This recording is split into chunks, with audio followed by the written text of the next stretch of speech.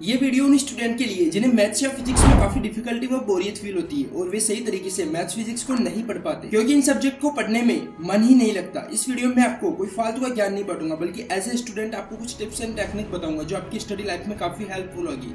सबसे पहले तो आपको सब्जेक्ट में इंटरेस्ट लाना जरूरी है। जैसे कभी कभी मैथ्स का कोई चैप्टर काफी बोरिंग लगने लगता है तो ऑब्वियसली वह डिफिकल्ट भी लगेगा, लेकिन अब उसे इंटरेस्टिंग कैसे बनाया जाए इसके लिए उस चैप्टर के रियल लाइफ एप्लीकेशन जानो कि आखिर इस चैप्टर का यूज कहाँ और कैसे किया जाता है। फॉर एग्जाम्पल, आपको मैथ्स का एक चैप्टर मैट्रिसेस काफी बोरिंग लगता है। आप सोचते हो कि ये क्या बकवास है। ऐसा इसलिए क्योंकि आपको कोई आइडिया ही नहीं है कि इस चैप्टर का यूज कंप्यूटर की बाइनरी लैंग्वेज की प्रोग्रामिंग में होता है और मैट्रिसेस के वही ऑपरेशंस जो आप अपनी बुक्स में पढ़ते हो उनका यूज करके बड़े बड़े सॉफ्टवेयर और गेम बनाए जाते हैं। जब आप अपने किसी प्रोग्रामर फ्रेंड से मिलोगे तो आप जानोगे कि हमने जो बुक्स में मैट्रिसेस यूं ही पढ़ के छोड़ दिया, ये पूरे दिन उसी का यूज करके लाखों रुपए कमाता है। तो इसी तरह सारे चैप्टर अपने आप में काफी इंटरेस्टिंग होते हैं। बस आपको वीडियो के लास्ट में यहाँ क्लिक करके कंप्लीट चैप्टर वाइज प्लेलिस्ट देखनी है कि मैथ्स का रियल लाइफ में यूज कैसे होता है। साथ ही उस चैप्टर के इंटरेस्टिंग फैक्ट जानो। और ये सब कहाँ मिलेंगे? ऑब्वियसली इंटरनेट पर। तो इंटरनेट का अपनी स्टडीज में यूज करना सीखो। हमारे पास टीचर्स हमेशा नहीं होते, लेकिन इंटरनेट हमेशा होता है। वहाँ अपने डाउट क्लियर करो, क्लास टेस्ट को सीरियस लो और उसमें अच्छे मार्क्स लाने का ट्राई करो। अच्छे मार्क्स आने पर आपका सेल्फ कॉन्फिडेंस बढ़ेगा जो कि काफी इंपॉर्टेंट है।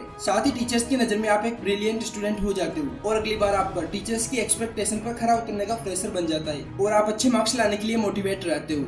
आपको मैथ्स का कोई क्वेश्चन सोल्व करना है तो सबसे पहले उसका कॉन्सेप्ट समझो कि आखिर ये सोल्व कैसे हो रहा है। या कभी फिजिक्स में कोई न्यू थ्योरम या टर्म आता है तो उसका मतलब समझो कि थ्योरम देने वाला हमें आखिर बताना क्या चाह रहा है। जैसे कोई शब्द एक्सेलरेशन जिसे हम हिंदी में त्वरण कहते हैं तो आपको उसका मतलब पता होना चाहिए कि ये होता क्या है। सिर्फ फॉर्मूला रटने से बात नहीं बनेगी। जैसे फिजिक्स में न्यूमेरिकल और डेरिवेशन होते हैं, ये सब कॉन्सेप्ट पर बेस्ड होते हैं तो उनका कॉन्सेप्ट समझो। अगर आप ऐसा कर लेते हो तो उस कॉन्सेप्ट पर बेस्ड सारे क्वेश्चन सोल्व कर सकोगे। आई मीन कंटेंट को रटने से बचो, उसे समझ कर पढ़ो। कई स्टूडेंट होते हैं जो सोचते हैं कि हमें कोई साइंटिस्ट थोड़ी ना बनना है, हमें तो कैसे भी करके एग्जाम क्लियर करना है। तो सबसे पहले अपनी मेंटालिटी बदलो, नॉलेज के लिए पढ़ो। अगर आप यहाँ टाइम दे रहे हो तो यहाँ से कुछ सीखो।